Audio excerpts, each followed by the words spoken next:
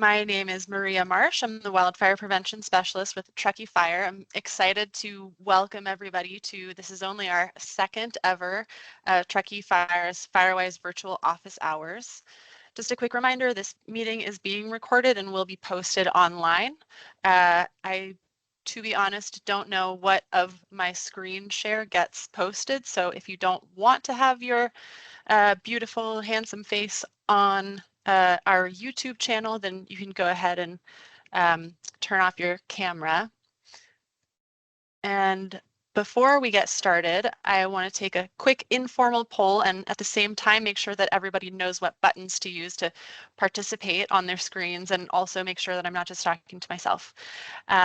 So if you guys see the this how to participate during online events, if you guys want to look at the top of your screen, you'll see the same sort of buttons up there. If you want to click on the question and answer button, and I'm going to put a question in here, if I can spell.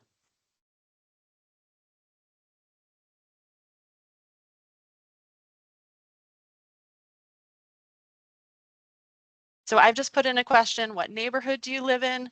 If you are comfortable then answering that, then please go ahead and share in that and let everybody else on the call know that you might be neighbors. I'll give you a minute to do that. And then I'm also going to have you guys look up above at your taskbar and see the raise your hand button. So once you've entered your info in the chat, if just everybody wants to click raise your hand, then go ahead and put your hand up. James has figured it out. Got a couple people figuring it out. Awesome. Love it. Love it. Okay, now leave your hands up, and then if you are in a Firewise community, click the same button to lower your hand. So I should see a couple hands go down. We have a lot of participants here who are not in Firewise communities yet. So if you are not in a Firewise community, go ahead and click the button again, and that should get all the hands down. Almost there. Awesome. Thank you guys so much for participating. You did it. I'm quite pleased, actually. I wasn't sure how that was going to go, but thank you guys for participating. A little bit of silliness to get started, and then just a reminder that when we do open up for questions and that sort of thing, you will need to click on your mic button, which is just further to the right, and you'll be able to unmute yourselves at a certain point in the call when we make that available. So let's get started. These virtual office hours are held, we're going to be holding them once a month. Each month we'll have a featured topic, but really the idea is that this is an opportunity for you as community members, whether or not you're in a Firewise community already, to connect with us at Truckee Fire and ask questions mainly about the administration of NFPA's Firewise USA program, and then also about the specifics of programs that are available to our Firewise communities and just generally to residents in the Truckee Fire District. On the screen, I have a quick summary of the feature topics that we'll cover on subsequent Firewise office hours. These are all also, you don't need to scramble to copy anything down. These events are posted on our website at truckeefire.org/Firewise, where we're now maintaining a calendar of specifically Firewise events and stuff that might be interesting to you guys, coalition meetings from some of the other agencies in our area. I also just wanted to highlight, let's see if I have this on here. We're going to be talking today about some of the documentation that's required to be completed to become a Firewise community or to maintain your what's called good standing as a Firewise community. And two of those include a risk assessment and an action plan. One of our partner sort of support agencies is hosting a training, an in-person training, actually. It's down the hill in, I believe it's in Nevada City, on how to write a risk assessment and an action plan. These are things that Truckee Fire will also support you on, but this is a great opportunity to sit down with a mentor from another Firewise community to get some in-person help and really understand what's behind these documents. So that is also on our calendar on the truckeefire.org/Firewise page. Today, what we're focusing on for the first about 30 minutes of the call today is what it means to be Firewise. We've specifically invited a bunch of community members here that aren't yet in Firewise to give you some info on why your neighborhood would want to participate in the program, what it means to be certified as a Firewise community, and what it takes to earn and maintain certification. The first thing that I want to do actually is to jump over to our website where most of this information is contained, but turns out I am an oversharer, so I've put so much information on there that it can be a little hard to navigate. So bear with me just a moment while I switch my screen.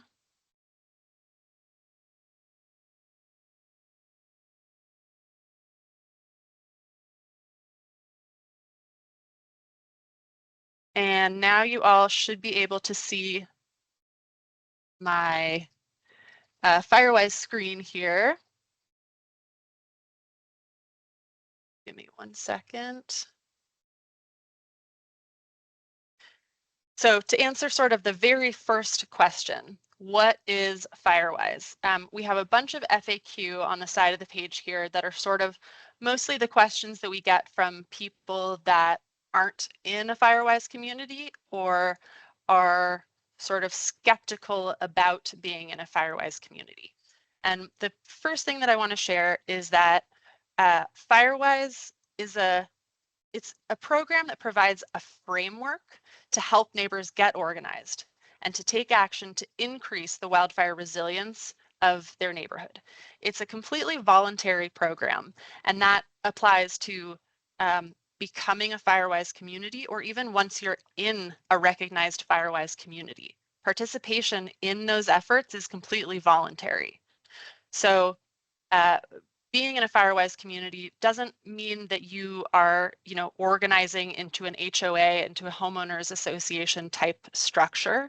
You're not agreeing to be regulated by a new set of rules or anything along those lines.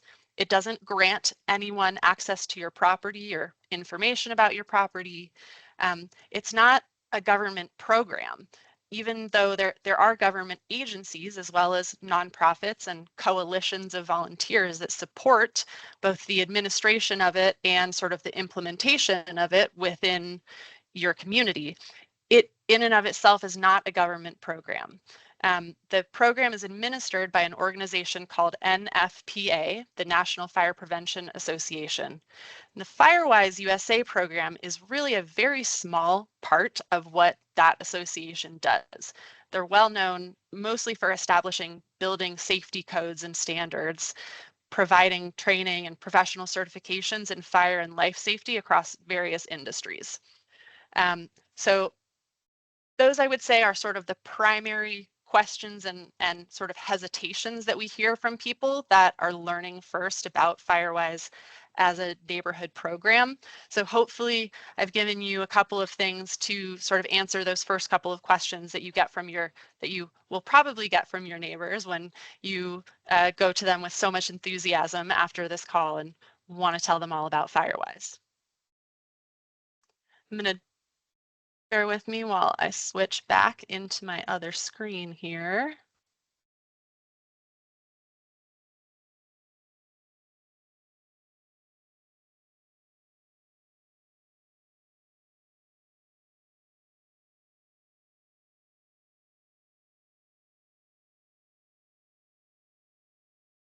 Okay. The other thing that I want to do is clarify what Truckee Fire's role is here. I said it wasn't a government program, right? So why am I the one introducing this to you and telling you all about it? Well, as I said, my name is Maria Marsh. I'm the wildfire prevention specialist within Truckee Fire's wildfire prevention team. We didn't design the program, we don't administer it, and we also aren't the ones that approve the applications in order to gain standing. Our team serves as what's called the regional coordinator, which means that we help the communities within our district navigate the application process. And then on top of that, there's a lot of overlap, right? The risk reduction work that Firewise communities are doing makes our district safer from fire. And the programs that Truckee Fire provides, many of them only possible because of Measure T, which is a tax measure that all of you voted on a couple of years ago. Those programs support the efforts and goals of our Firewise communities. So there's a lot of overlap and intersection in the work that we do. The Firewise program also provides a great network for Truckee Fire to better engage with all of our residents, because we're educating and we're disseminating information to the community leaders, that is you guys, for further distribution through your local communication networks, whether it's Facebook group or a newsletter, or just chatting to your neighbors on the morning dog walk. So as I said, it's a volunteer network. And what I'm going to talk about now is sort of what that structure looks like. Let's consider this sort of the sales pitch of why to consider becoming Firewise. And again, more talking points to take back to your neighbors to sort of generate some involvement. Why are we here? This is, again, you know, I think I'm speaking to the choir here. You guys are here because at some level you have concerns about the threat of wildfire to your home and your community. So let's talk briefly about that threat. We live in what is called the wildland urban interface, or urban intermix, WUI as it's often called. Not sure if you guys are familiar with this term, but it's one that you will become more and more familiar with. The WUI is basically where development meets or intermingles with wildland and forest. Over the years, as you can imagine, and probably some of you have experienced if you've been here a long time, the development has encroached further and further into those wildland and forest areas. There are more residents, there are more visitors, there's more infrastructure. And we need to protect our developments and our infrastructure from those things, right? So while fire has actually historically been a part of the natural ecosystem up here, there was for a long time a policy of suppression to protect our homes from it. The thing is that fire was a natural way of reducing the vegetation in our ecosystem so that it wasn't a buildup of what we refer to as fuel for fires. So if you can imagine that before all of our development, forests looked naturally something like this, with regular intervals of sort of low intensity fire coming through. There wasn't a huge amount for them to burn, so they didn't get into these massive fires burning the full trees. Our ecosystem is fire adapted. That means that the trees are, they're built to resist a certain amount of low intensity fire. The shrubs are built to, die back and then regrow. They're meant to be, go through these cycles of fire controlling them. This is what our forests look like now after 150 years of, this fuel buildup with us suppressing our fires in order to protect our development. So the lack of natural fires has led to this overgrowth and an unnaturally dense forest. So there's more fuel here. So logically, we can understand that when there is fire, it's no longer low intensity. So climate change coupled with this overgrowth, this stresses our trees, that causes a proliferation of diseases in our forests. This reduces the ability of our trees to fight off pests that we're probably all familiar with, like bark beetle. And when there are fires, they're much more extreme. There's more fuel. The fuel burns more easily because there's a lot of dead, and it's harder for firefighters to access the area to contain it. Again, with our development encroaching on the forested land, we've brought in a lot more really combustible, not to mention toxic fuel in the form of our structures. Those structures, our development areas, are that there are exponentially more, homes and development in the path of not just the fire itself, but the embers, the ember cast that comes ahead of a fire that can in fact carry for several miles. And extensive research has shown that it's this ember cast that actually is the most common cause of structure loss during wildland fires. It's not the front, so to say, of the fire itself. It's the embers flying in front of it and starting spot fires that then connect to the structure. I don't have to tell you that some of the largest, most destructive, most deadly wildfires have occurred in California in recent decades. The LA fires are very present on our minds, but we have a lot of examples of devastating fires closer to home in the last 20 years, and much more recently than that. So what's important to understand is that we can't prevent completely a fire from happening. There's a lot that we can do to prepare for one, and there's a lot that we need to do to lessen the damage and the destruction and the potential loss of life when a fire does threaten our community. So what can be done? We all have a role to play. We are residents, we are property owners in this wildfire prone area, and we each individually have an important role to play because we are responsible for reducing the risk on our own property. So the things that we can do, and if these aren't terms that you're familiar with yet, you will be soon, I promise, because these are the hallmarks of wildfire prevention that is then the basis for the Firewise program. Defensible space, home hardening, and emergency preparedness. The mitigations that sort of make up defensible space and home hardening, they are science-based. These are not arbitrary actions that are made up in a government boardroom.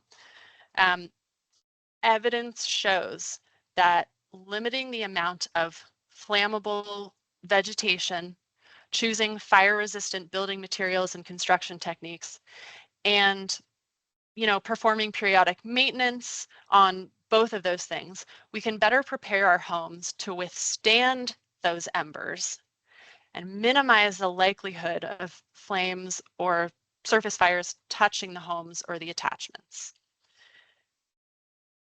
Now it comes into what it means to be Firewise.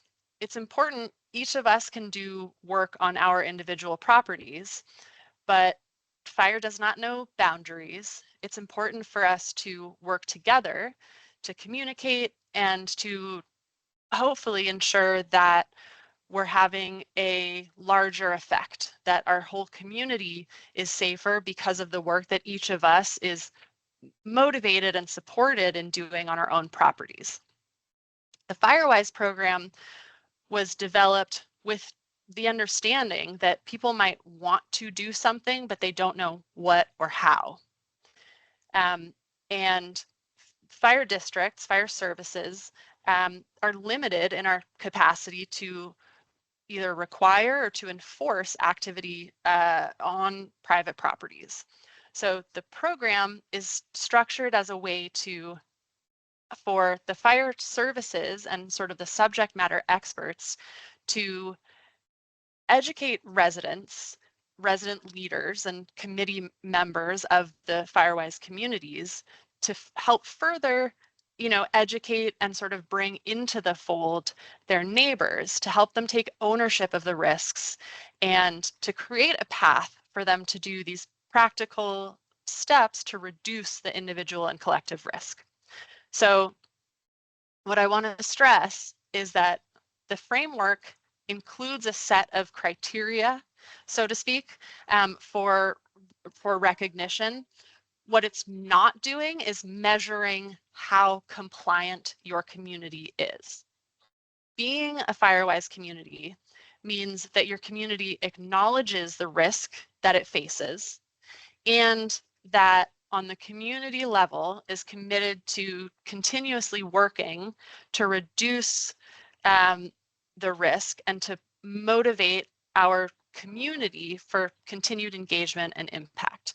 That's another one of the big questions that we get, is how do I get action on every property within my community? Or how do I get every person? Or, I have one grumpy neighbor who says he doesn't want to be part of the Firewise community. How do we start one? It's not required that everybody participate.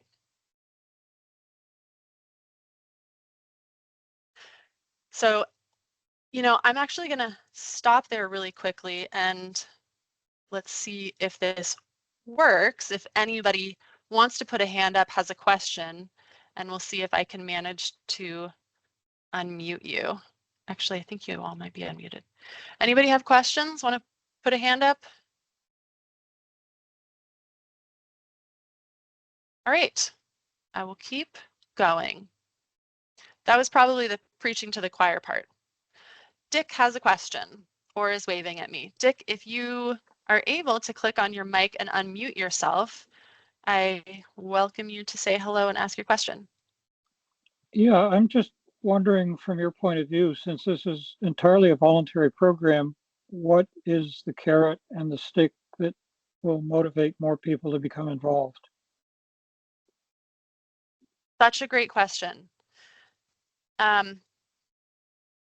The stick is fire risk, hopefully. That's constantly the challenge for a fire district, right? Is how do we motivate people to do the work that we know will make them safer?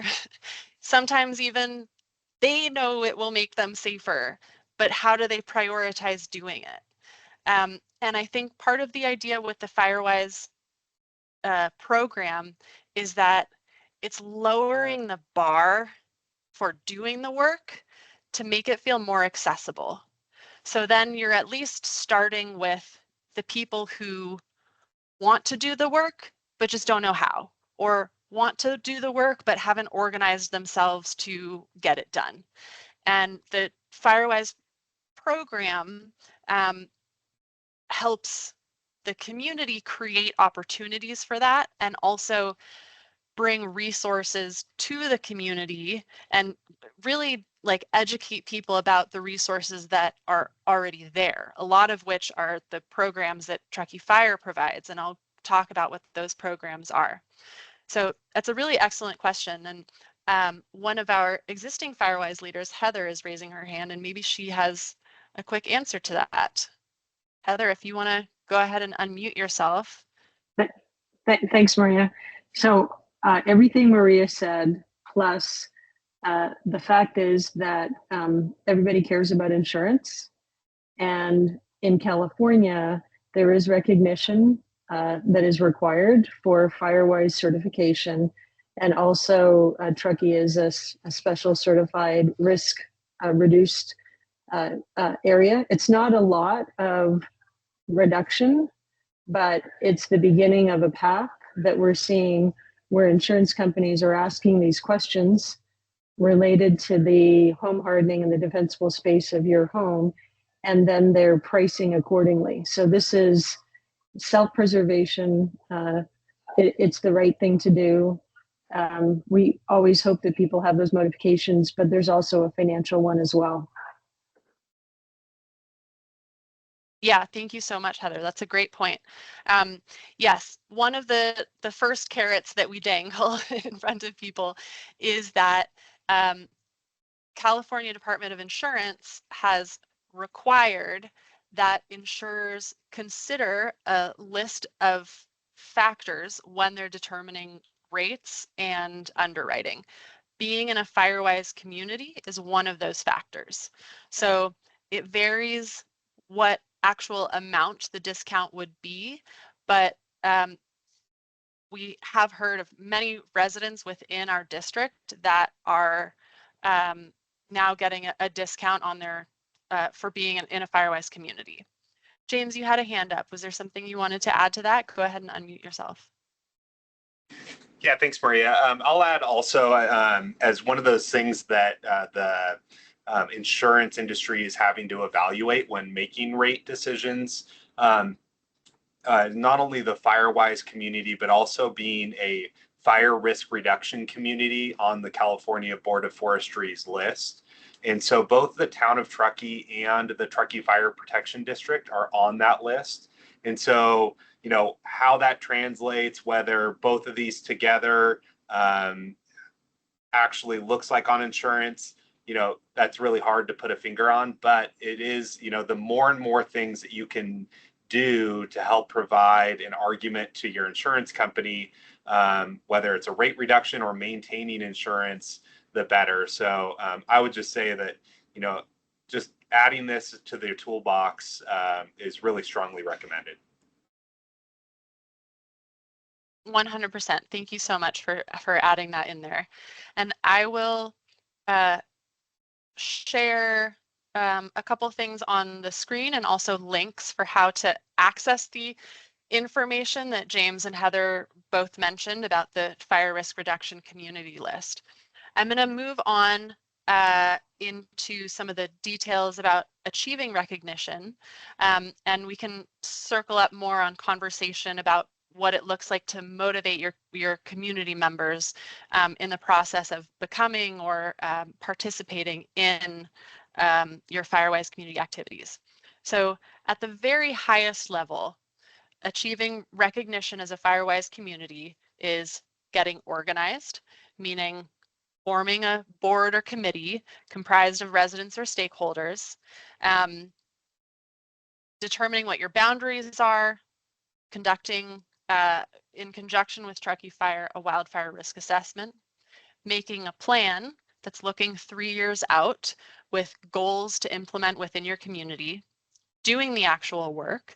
There's a annual number of hours and or dollars per household that needs to be invested into risk reduction. This is the first time I've mentioned money, and I want to stress there is no fee or cost associated with being in a Firewise community. The idea is that some people have the time, some people are going to, for example, pay a contractor to do the work on their property. So the option is there for someone to, you know, do the amount of hours themselves or to pay an equivalent cost for having the work done. And then lastly, report it. There's a Firewise portal where you go online and submit all of this information at the end of the year. We do have on our website more details about becoming a Firewise community. I'm actually going to continue with through the last couple of my slides of the presentation and then come back to this because I want to make sure that we have plenty of time to have a conversation and discussion. And if you guys are interested in getting into more of the nitty-gritty of what the application process looks like, then we can do that. I mentioned this before, but being a Firewise community is not a one-time sort of sign-up thing. This is a continuous commitment. Ultimately, we chose to live in an environment that experiences wildfire. It's a way of life that we've chosen by living here, and it's not just a one-time commitment. So as I mentioned, once you submit the initial application, there is an annual renewal that anyone that has done the initial application will tell you. Subsequent years are so much easier. The load is lighter, and also you just know what to expect in terms of the process. But it's that, you know, certain number of hours, community event, basically sometimes collecting the numbers from your neighbors of what work they've done and what vegetation they've removed is harder on folks. But Truckee Fire, because we collect a lot of data through our programs, we can actually help with a lot of that. So continuing on with the sales pitch portion, I want to share with you what Firewise communities are already doing within our district. We have, as of the end of 2024, we had 30 active communities. I think we're now up to 31. We had 6 or 7 new communities last year. We had 3 communities that actually increased their boundary to absorb more of their neighbors into the efforts that they were already doing. Those 30 plus communities held 50 fuel reduction events, and that can be a neighborhood cleanup.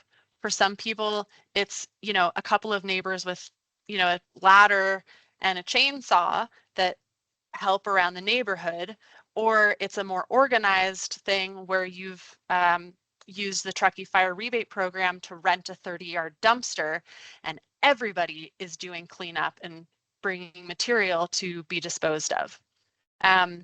They self-reported a lot of money, their own money spent on defensible space and home hardening.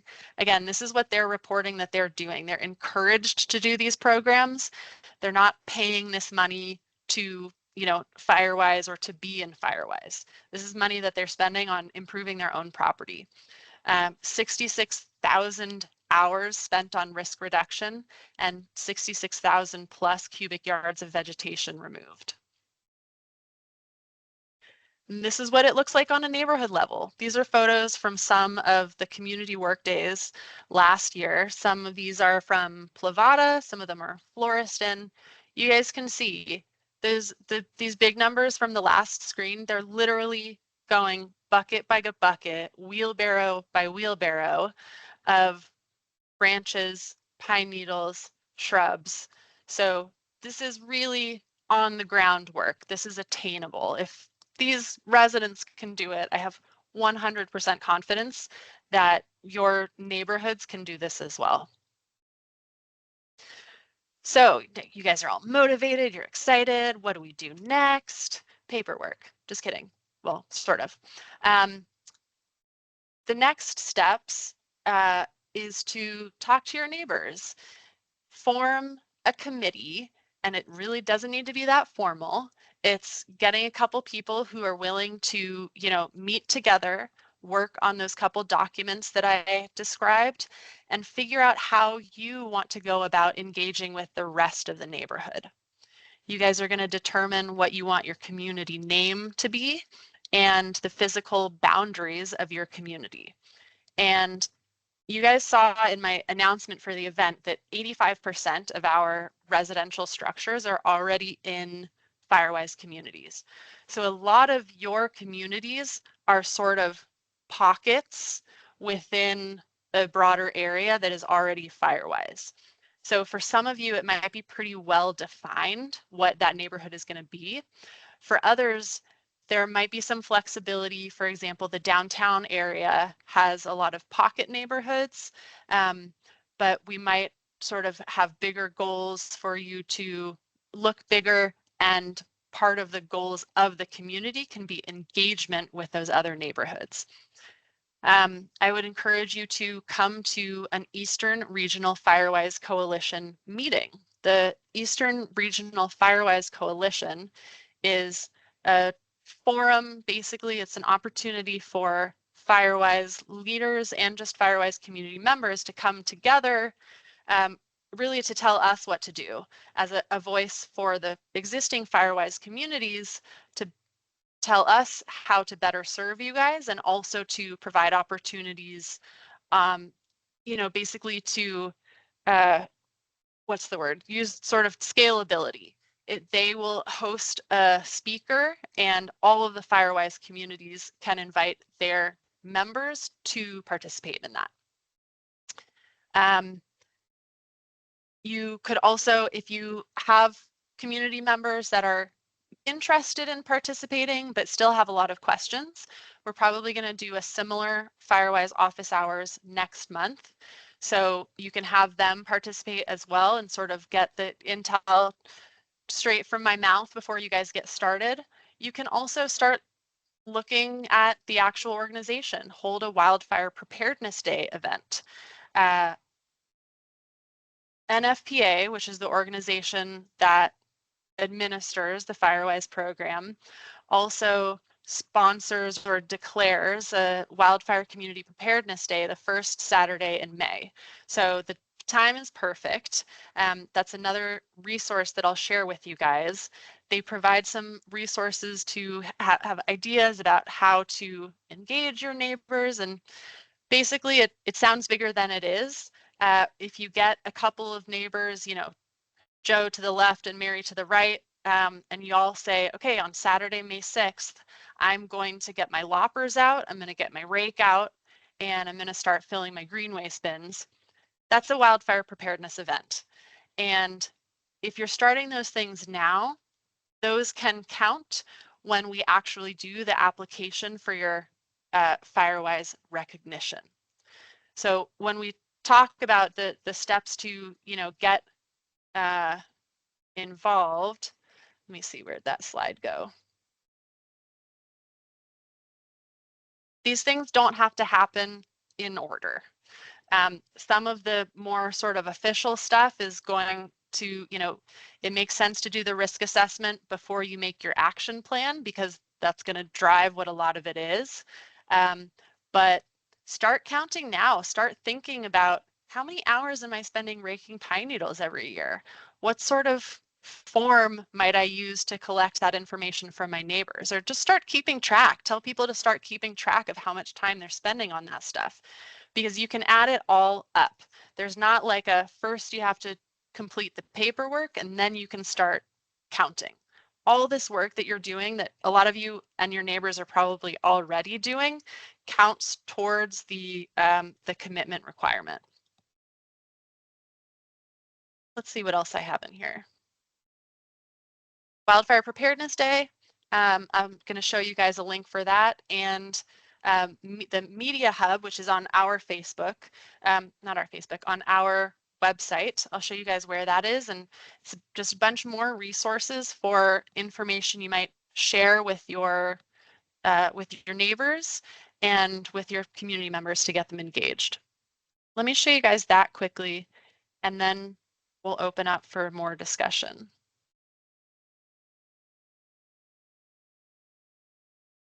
Give me a second while I switch screens.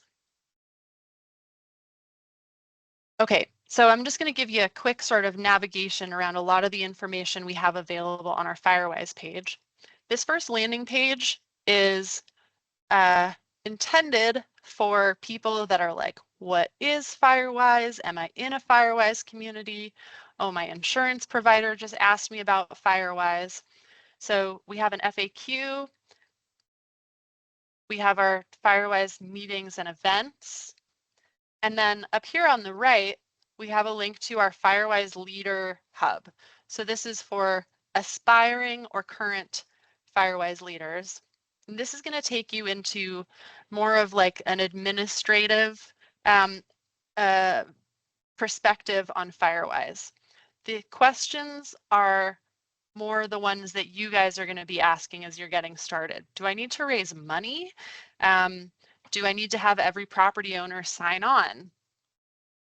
And then when we scroll down here, we get to more of our step-by-step of how to become a Firewise community. As I said, these do not actually need to be done in order, but it sort of gives you an idea of what your goals are, and one leads into another. So I'll hold off on going into this in detail. But then I also just want to show you the documents that I mentioned. The risk assessment is that first look at your neighborhood and sort of assessing what does it mean that we have risk in our neighborhood. And the results of that document will then help you determine what your action plan is. What goals should we have? What does it mean to set a goal to improve our wildfire resiliency? Another one of the big questions that you probably have is, what is this risk reduction? And is it just raking pine needles that we can do? Like, what else does that actually mean? So here we have a list from NFPA of what sort of things you and your neighbors might already be spending your time and money on that can count towards these requirements. So let's take a minute to talk about the requirements. The idea is that each household within your community is committed to performing 1 hour of risk reduction work. And that could include attending an educational event that you host. It could include raking pine needles. I can imagine you guys are all thinking, I spend way more than 1 hour raking pine needles every season. Well, great news. Your 5 hours of raking pine needles counts for your hour of commitment, Mary's hour of commitment next door, Joe on the other side, and whoever else doesn't participate this year or does the work and they don't submit anything through the form. It's a really low bar to meet, and we have never had a community struggle to meet that requirement. So usually they're exceeding it by like exponentially. So if you have any concerns about being able to get enough risk reduction involvement, I would say put your mind at ease. That is not that shouldn't be a hindrance to you. And I think with that, let's go back to some questions and answers, what kind of questions you guys have. And if your question is that you want me to get into the nitty gritty, then let me know that and we'll jump back into that.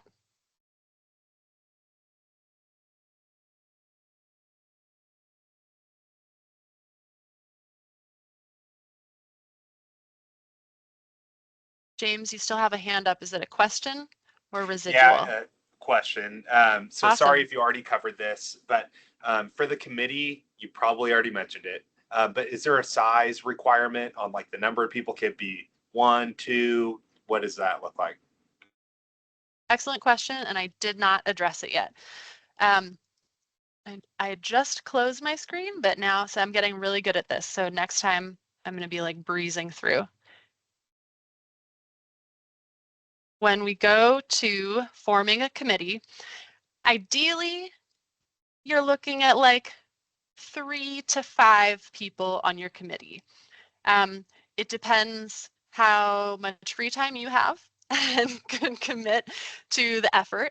And it, depends on how much engagement you have from your neighbors. But really, if it's you and your next door neighbor and you want to get started with that, awesome, we're ready to go. What we recommend for that 3 to 5 is because different people have different ideas. You also, have more connection with different neighbors. If you are in an HOA or have a sort of an official or professional property manager involved in your community, then recommend having them on board. If your community includes multiple neighborhoods, so to speak, so you're like, well, we only talk to the people on our cul-de-sac and the cul-de-sac one street over really only talks to each other, then it makes sense to have a representative from each of those neighborhoods on the committee so that you guys are sort of, taking advantage of the social networks that you have. within the committee, you will want to identify one ideally, but it can be, depending on how involved everybody is, a couple resident leaders. The resident leader is sort of the chairman. They are not the one that has to do all of the work. They're the one that has access to the official portal where you submit your application. And they're also usually the one that is sort of the primary point of contact with Truckee Fire. And again, sometimes those are different things. Sometimes the person who likes doing online stuff and filling out paperwork and creating Google Forms is a different person than the one who is managing your Facebook page. And it makes sense for one person to be the primary contact for one thing and a different person for the other. Does that answer your question, James? Anything else I can add in there? No, that's super helpful. Thank you. Of course. What other questions do you guys have?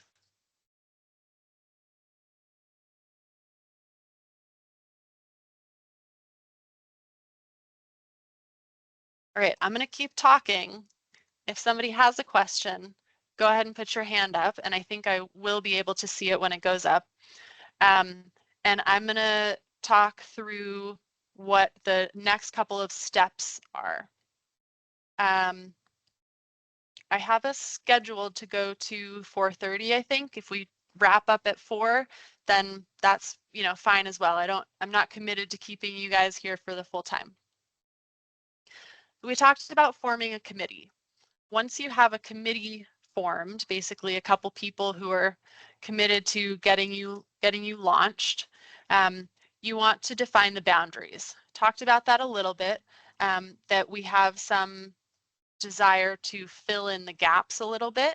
It's easier to include more area to start with. And as we said before, not everybody needs to be involved. So let's say you have, one neighborhood over that you're having a hard time getting someone to sort of take the lead. Let's include them in our boundary. And one of our goals in our action plan can be to increase engagement, to get a community member to join the committee. The specific requirements for the community from Fireside is that it be a minimum of 8 dwellings and a maximum of 2,500. We would like to aim for a sort of sweeter spot in the middle there. The larger the community gets, the harder it can be for sort of community organization. But then again, you have the opportunity to have, a neighborhood lead. So for example, Glenshire, it's pretty much the entirety of that like eastern area of Truckee is in one Firewise community. Their committee, though, has a member from each small HOA that's in that area, and they sort of disseminate the information and host events within their smaller community. So it can work on a lot of different levels.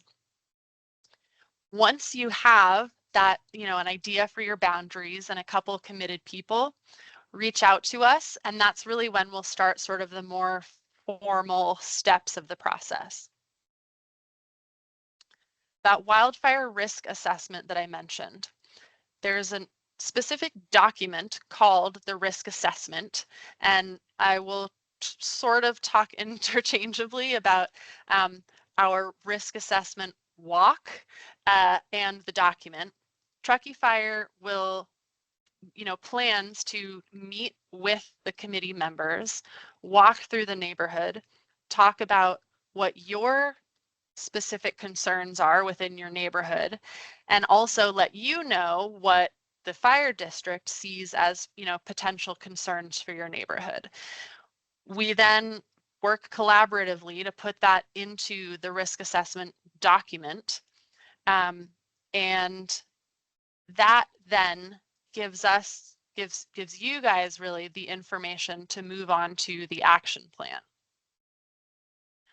From here, you can jump down, but really it's just scrolling down to the documents here. There's a great training video from NFPA about what the purpose of the risk assessment is. It's a little bit different within Truckee Fire because we collaborate with you guys on that, but the idea for Firewise is that a community can do this entirely, almost entirely, you know, on their own.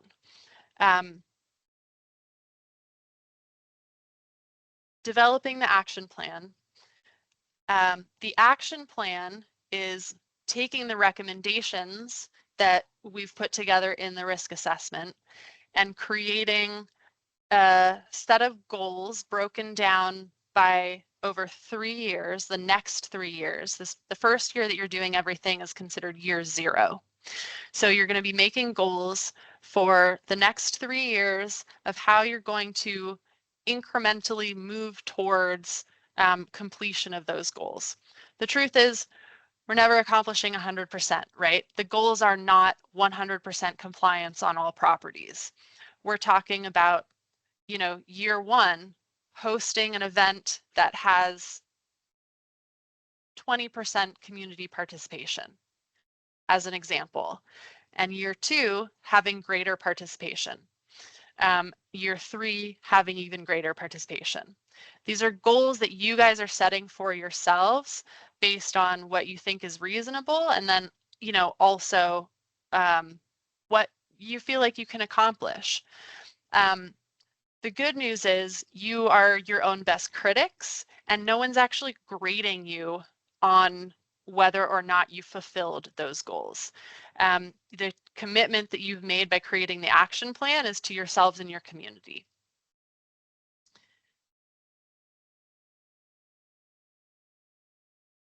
Next is compiling and reporting the risk reduction activities. So I mentioned that each year you're expected to fulfill 1 volunteer hour per dwelling unit annually.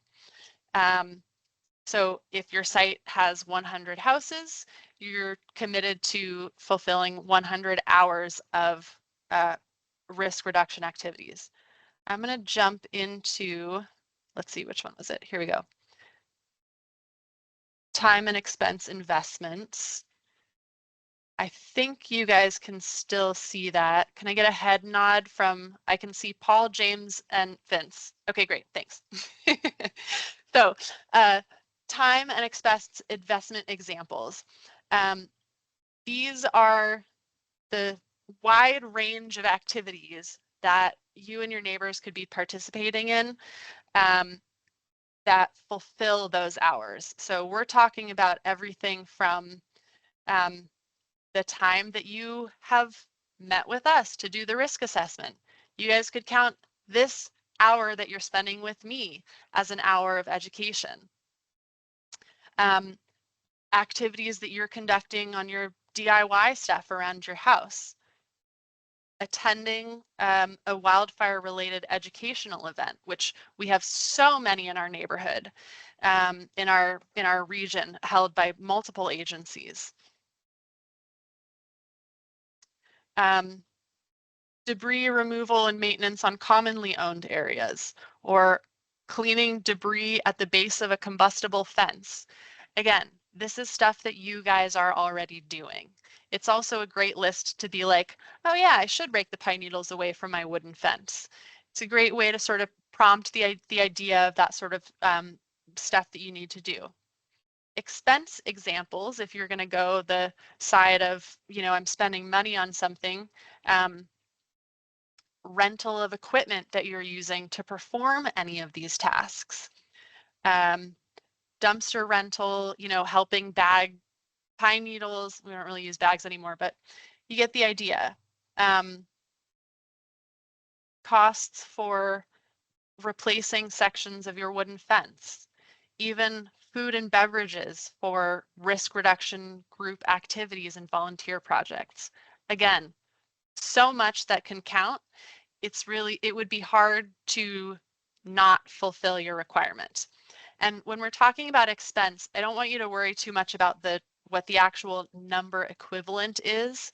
What they use for the comparison is you're investing the equivalent of 1 volunteer hour that volunteer hour equivalency changes throughout the year, but I think right now it's around $30, which is more than a lot of people here make per hour.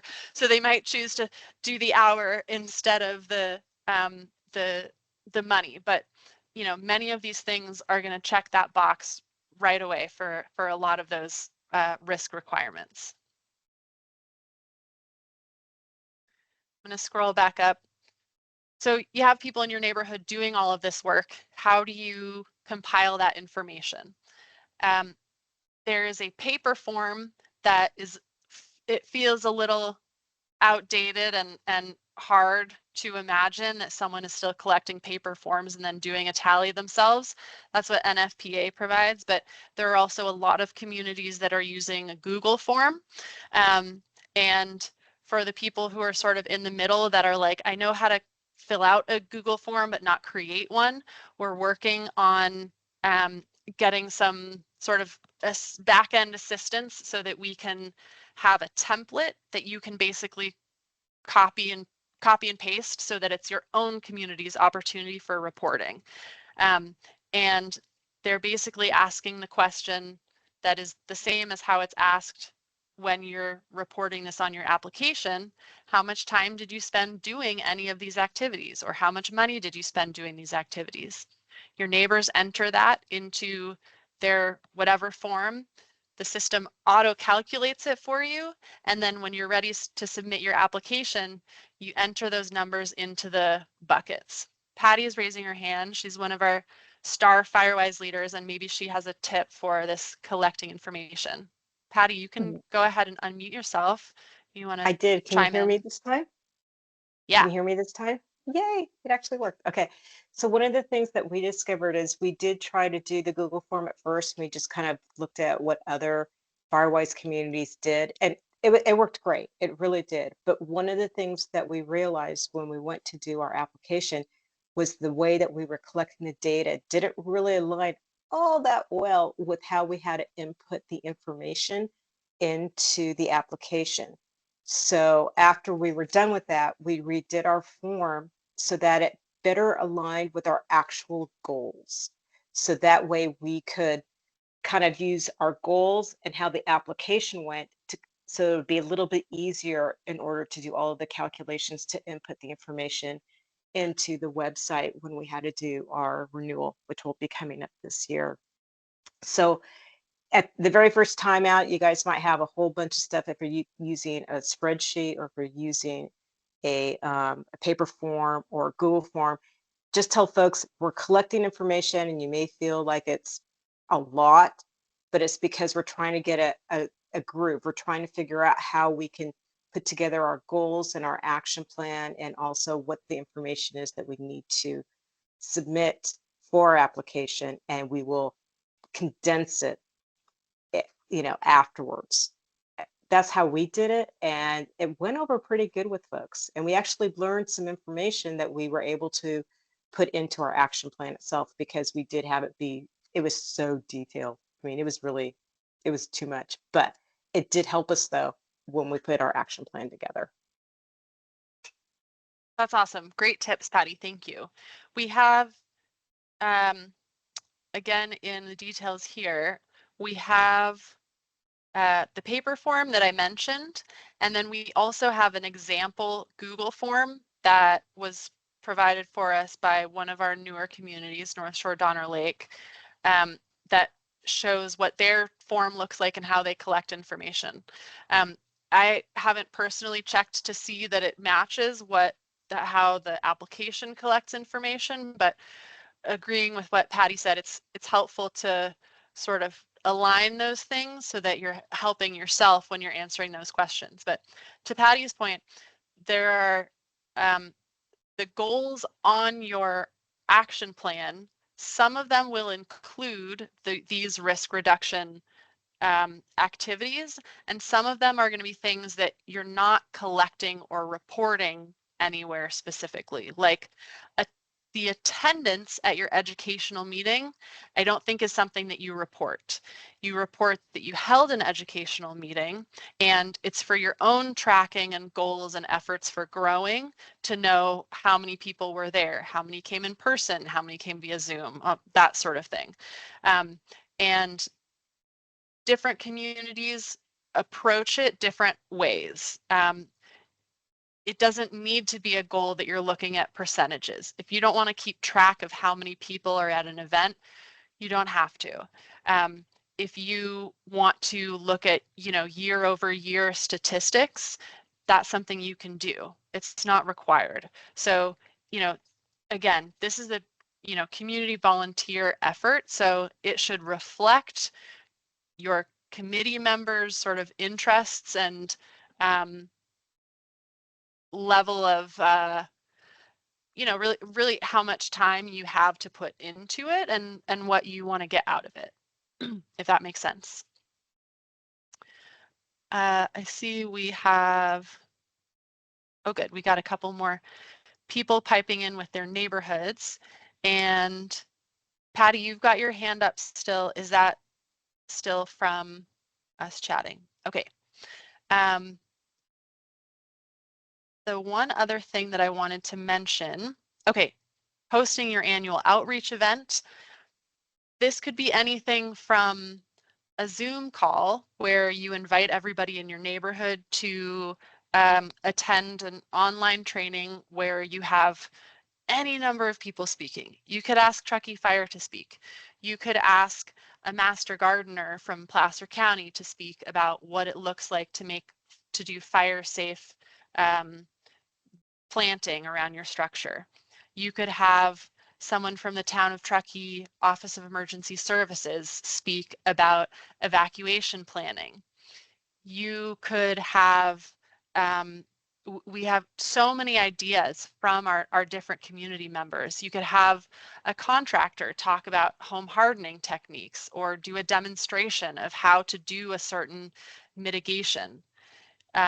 You could have a local insurance broker speak about Firewise relationship with insurance and how to get your discount on Firewise insurance.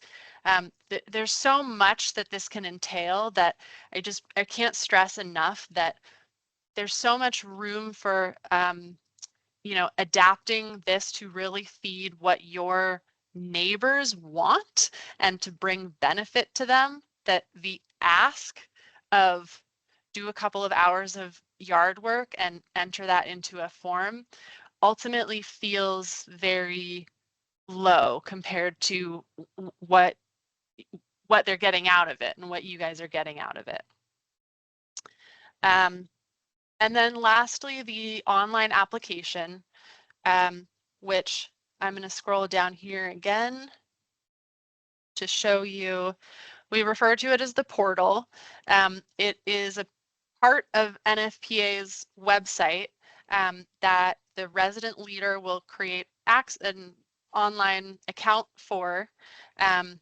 We have a user guide for it, and I even took screenshots of the application last year, which I don't think it's actually necessary anymore because you can start the application now whenever you want. Whereas before it was sort of like a black box. You couldn't start it until, renewal time or whatever. But I'm going to jump in here. It looks like it's a Word document. Let's see if you guys, let me share this so you guys can see what this application looks like that I keep talking about.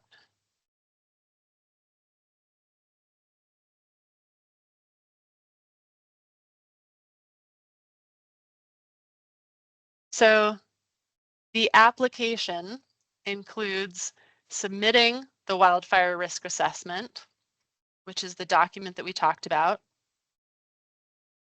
Oh, that's just where you download it. Okay, step 2 is really easy. Click the button that says I've reviewed my state's requirements.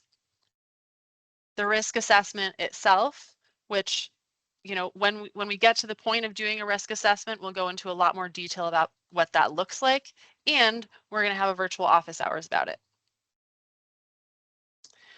Entering the names of your board or committee, whatever you want to call them.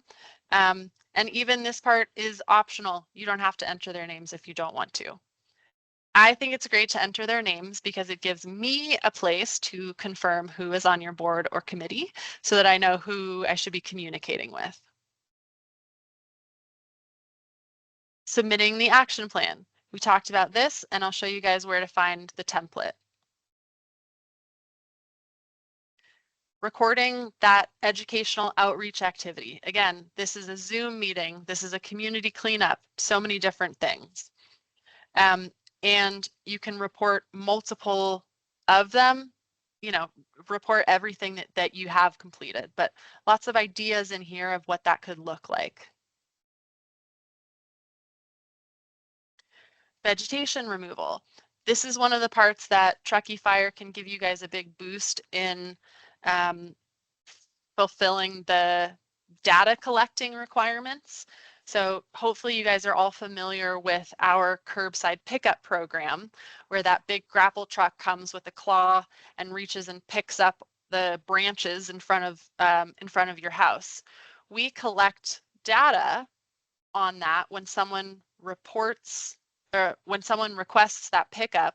They let us know about how much vegetation they have and about how much time or money they spent paying someone to collect it.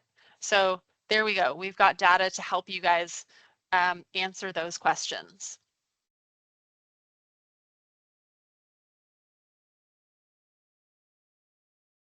The risk reduction of that investment. So they will tell you based on how many dwellings you have within the community what your requirement is. As I said, no one has ever had a hard time meeting this requirement. We have communities that have thousands more hours than they need to, tens or hundreds of thousands more dollars invested than they have to. But the sort of things that you guys would record here are that list that I showed you before with, you know, raking your pine needles, changing out your vents on your house, that sort of thing. This is all, again, things that you would enter. Step 9 down here, review. That's it. I made that look so easy, right? So let's leave that. I know that was probably faster than you guys wanted me to go through that, but that is available. I'll show you where I clicked on it. Application screenshots. So you can look at that and start to get an idea of what that looks like before you're even at the point of wanting to start an account and start a portal for your community. You guys have questions about that? No questions. Have I convinced anybody? Okay, raise your hand if you're not convinced, Dick. You raise your hand before I ask that question, but you can still tell me what I need to tell you to convince you. I had a question. I don't think I've heard you use the words home hardening. Is that part of Firewise, or is it something that's coming up in the future? I think when Truckee Fire came to Serene Lakes, we heard that it wasn't really part of the inspection last year, but that this year home hardening would be taken more seriously. So I'm just wondering whether there's a home hardening component to this that I haven't been seeing so far. Great question. I've talked a lot about vegetation management and that sort of thing. Home hardening is one of those hallmarks of wildfire prevention, defensible space, home hardening, and then that emergency preparedness isn't about prevention, but that is something that you want to be doing, you know, in conjunction. Defensible space and home hardening go hand in hand, and we sort of think of them as two dials, like on an old-fashioned stereo where you're like adjusting the two knobs to get just the right balance that you want. The more resilient your structure is, which is about what home hardening is about, it's improving the resiliency of your structure. The more resilient your structure is, the sort of more wiggle room, let's say, you have in terms of your defensible space. But they go hand in hand, and both of those are important. When Truckee Fire comes out and does inspections, our inspection includes both things, and our report includes both things. Defensible space is required by state law to be maintained at all times. Home hardening at present are primarily recommendations. Some of that could change with a couple things like combustible fences attached to your house. If, depending on what direction CAL FIRE goes with rolling out specific regulations about zone 0, which is that first 5 feet around your house. But generally, when we're talking about defensible space, that's what's required to do, and home hardening is what is recommended to do. There are a lot of home hardening activities that are essentially like low-hanging fruit. There really isn't a reason not to do them because the cost is pretty low. And what I haven't gone into at all, actually, I'm realizing I'm remiss, and oh, I do have the slides here. Is to talk about the programs that Truckee Fire has to support these things. So we have, let me first ask you if did I answer your question? Yeah, that's fine. Thank you. Okay, perfect. We have a home hardening rebate that we've recently increased with the hopes of increasing utilization because we were giving away $500 and nobody wanted to take it. Let's see. Our home hardening program offers matching funds to homeowners. So what you put in, we will match it. If you put in $1,000, we'll match it for $1,000. No, sorry. If you put in $1,000, we'll cover 500 of it. So that you've done 500, we've done 500. It offers a rebate for home hardening upgrades. So installing ember resistant vents, enclosing underneath your low to grade deck to prevent embers from getting underneath there, replacing the first 5 feet of fencing that's closest to your house with non-combustible materials. These are pretty low cost mitigations that you can get a boost from Truckee Fire's rebate program. And the great thing, what we've seen in some communities is that they're making this something that they can approach getting that economy of scale and having a contractor come out and do the work on multiple properties at once. Or someone buys a roll of the right kind of mesh and cuts pieces that will fit everybody's vents, which then, you know, lowers the barrier even more. Just making it super easy to do this stuff if, you know, one person is taking the time to do the research, somebody else is going to the store, and then somebody else is the one with the staple gun that goes and helps everybody, you know, apply the right size mesh over their vents, that sort of thing. And then I'll also talk quickly about our green waste disposal options, and then I see your hand up, Patty. We have a lot of opportunities to help people get rid of the green waste that they're creating by cutting branches, you know, raking pine needles. So we have a curbside pickup program, which is the one with that big grapple truck. That's what's in this picture. And residents can call and request a pickup. The truck comes out within about 2 weeks and picks up the debris and hauls it away. You can make multiple pickups in 1 year if you're doing a lot of clearance. We also have a 6-yard dumpster rebate. This is, you know, what one person or 2 people, I shared one with my neighbor, for example, to do the pine needles that are sort of on both of our yards each year. We have a 75% rebate for that. So you rent the dumpster directly from ERL, the Eastern Regional Landfill. They deliver it to your house. You submit your receipt to Truckee Fire, and once the ERL picks up the dumpster and confirms that you complied with their requirements, then you get a check for 75% of whatever your cost was. Similarly, we have Firewise dumpsters. So these are the really big ones, 20 to 30-yard dumpsters available for Firewise Community Days. That's what you saw in, not that picture, but that's what you saw in the pictures of our community work days.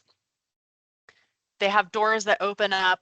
People can, use their wheelbarrow or use their truck to bring stuff from down the road to dispose into the dumpster.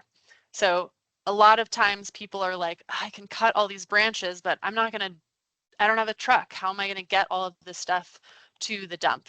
Well, we hopefully making that a lot easier for you. Those of you that are within town of Truckee limits have your curbside green waste bins. And then we also have numerous drop-off events that are hosted by Nevada County's Office of Emergency Services. And those are around town through spring and early summer that are opportunities for those people that, either if they miss the workday where you have the big dumpster or they have just a lot more stuff to load, they can bring them not as far as ERL, but to the rodeo grounds, for example. So we have a lot of programs supporting both the home hardening work that you're encouraging your neighbors to do through Firewise and that green waste work.